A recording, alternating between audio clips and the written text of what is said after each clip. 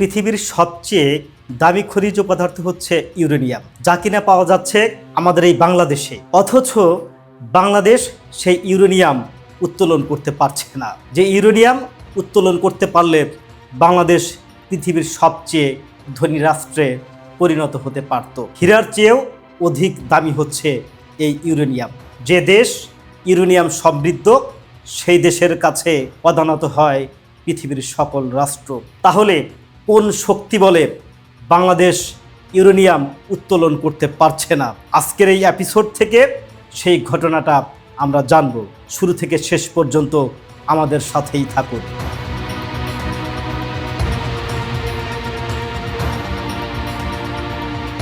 বাংলাদেশে প্রথম ইউরেনিয়ামের পদচিহ্ন পাওয়া যায় মৌলভীবাজারে 1975 সালে। বাংলাদেশ আণবিক শক্তি কমিশনের BAEC তৎকালীন জ্যেষ্ঠ ভূতত্ত্ববিদ ডক্টর ইউনিসের নেতৃত্বে একটি বিশেষজ্ঞ দল সিলেট ও মৌলভীবাজারের পাহাড়ি অঞ্চলে জরিপ চালানোর সময় জুড়ি উপজেলার হারাগাছা পাহাড়ে উচ্চমাত্রার তেজস্ক্রিয়তা শনাক্ত করেন। এই আবিষ্কারের গুরুত্ব বিবেচনা করে 1981 সালের মার্চ মাসে তৎকালীন রাষ্ট্রপতি জিয়াউর রহমান সশরীরে এই এলাকাটি পরিদর্শন করেন এবং অনুসন্ধানের গতি বাড়ানোর নির্দেশ দেন। জিয়াউর রহমানের নির্দেশ পাওয়ার পর 80-র দশকের মাঝামাঝি সময়ে আণবিক শক্তি কমিশন এলাকার নিবিড় গবেষণা শুরু করে। 1991 সালে হারাগাছা পাহাড়ের বিভিন্ন স্তর থেকে শিলা ও বালুর নমুনা সংগ্রহ করা হয়। এই নমুনাগুলো অধিকতর যাচাইয়ের জন্য জাপানের আণবিক জ্বালানি বিষয়ক গবেষণাগারে পাঠানো হয়। জাপানি বিজ্ঞানীদের পরীক্ষায় দেখা যায় এখানকার ইউরেনিয়াম অত্যন্ত উন্নত মানের। প্রাপ্ত নমুনায় ইউরেনিয়ামের ঘনত্ব ছিল 500 থেকে 1300 ppm, যেখানে সাধারণত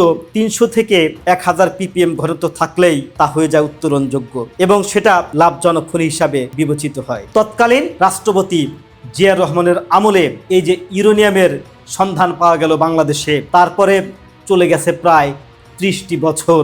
সেই 30টি বছরে কেন আমাদের ইউরেনিয়াম উত্তোলন করা হলো না? এই ইউরেনিয়াম উত্তোলন করলে বাংলাদেশ এগিয়ে যেত অন্যান্য উন্নত দেশের তুলনায় 100 বছর এগিয়ে। কোন শক্তি বলে, কোন প্রভাবে বাংলাদেশ এই ইউরেনিয়াম উত্তোলন করতে পারছে না? আমি আগের একটি ভিডিওতে বলেছি বাংলাদেশের শালবাহান গ্রাম, তার পাশেই হচ্ছে ভারত, একই এলাকা, মাঝখানে কাঁটাতারের বেড়া।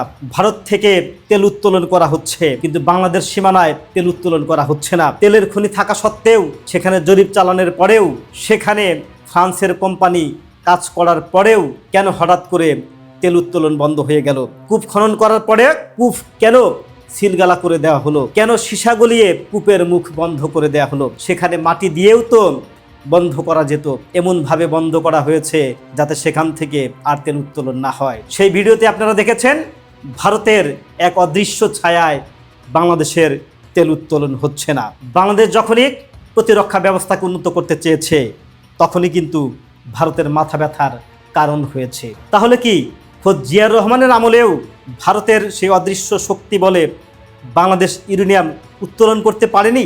তবে হ্যাঁ, তৎকালীন মিডিয়া কয়েকটি কারণ উল্লেখ করেছে যে কারণে বাংলাদেশ ইউরেনিয়াম উত্তোলন করতে পারেনি। তৎকালীন মিডিয়ায় বলা হয়েছিল এত বিপুল সম্ভাবনা থাকা সত্ত্বেও কয়েকটি কারণে গত কয়েক দশকে উত্তোলনের কাছে এগোয়নি। প্রথমত, ইউরেনিয়াম একটি স্পর্শকাতর ও তেজস্ক্রিয় খনিজ হওয়ায় আন্তর্জাতিক আণবিক শক্তি সংস্থার কড়া নিরাপত্তা বিধি অনুসরণ করতে হয়। দ্বিতীয় হচ্ছে, খনিটি ভারতের মেঘালয় সীমান্তবর্তী হওয়ায় এটি একটি কৌশলগত স্পর্শকাতর এলাকায় অবস্থিত। এছাড়া তখনকার সময়ে বাংলাদেশের কাছে ইউরেনিয়াম উত্তোলনের মতো উচ্চতর প্রযুক্তি এবং প্রক্রিয়াজাতকরণ কেন্দ্রের অভাব ছিল। দেখেন, আমি কি বলেছি? প্রথমত, বিশ্ব আণবিক শক্তির বিধিনিয়ম মানতে হয়। এটা তো অত্যন্ত সুন্দর কথা। বিধিনিয়ম মেনে কোনো একটা কাজ করলে সে কাজ সুচারুভাবে হয় এবং দুর্ঘটনা ঘটার সম্ভাবনা থাকে না। তাহলে আমাদের বিধিনিয়ম মানার ক্ষেত্রে কি বড় কোনো ধরনের বাধা ছিল? সে সময়ে কেন বিধিনিয়ম মানা হলো না? এখানে কিন্তু একটা প্রশ্ন থেকে যায়। দ্বিতীয় কারণ হচ্ছে, হিমালয়ের কাছাকাছি হওয়ায়, ভারতের বর্ডারের কাছাকাছি হওয়ায় এটি নাকি স্পর্শকাতর একটি বিষয়ে পরিণত হয়েছিল। একটা বিষয় মনে রাখেন, ভারত আমাদের সীমানার কাছাকাছি জায়গা থেকে অনেকক্ষণই উত্তোলন করে তারা তাদের প্রয়োজনীয় রসদ নিয়ে যাচ্ছে, তাদের ক্ষেত্রে কোনো সমস্যা হয় না, তাহলে বাংলাদেশের ক্ষেত্রে কেন সমস্যা হবে? তখনকার মিডিয়াতে বলা হয়েছিল যে ইউরেনিয়াম উত্তোলনের জন্য আমাদের প্রযুক্তি ছিল না। এখনই কি আমাদের প্রযুক্তি নাই?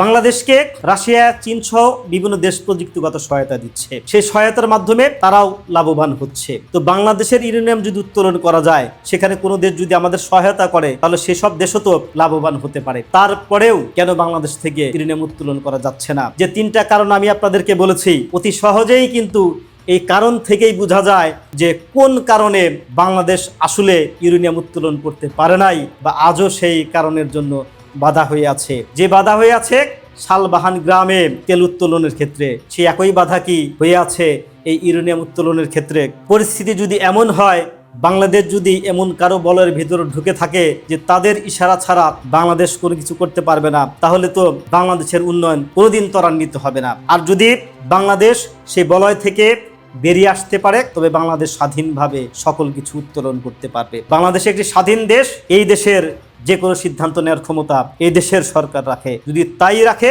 তাহলে আমি মনে করি কাপুরুষতা নয়, বীর পুরুষের মতো, বীর জাতির মতো, স্বাধীন দেশের স্বাধীন সরকারের মতো বর্তমান সরকার আচরণ করবে, এবং আমাদের যত খনি রয়েছে সে সমস্ত খনি থেকে স্বাধীনভাবে খনিজ পদার্থ উত্তোলনের মধ্য দিয়ে বাংলাদেশের উন্নয়ন ত্বরান্বিত করবে। তবেই হতে পারে বাংলাদেশ একটি শক্তিশালী রাষ্ট্র।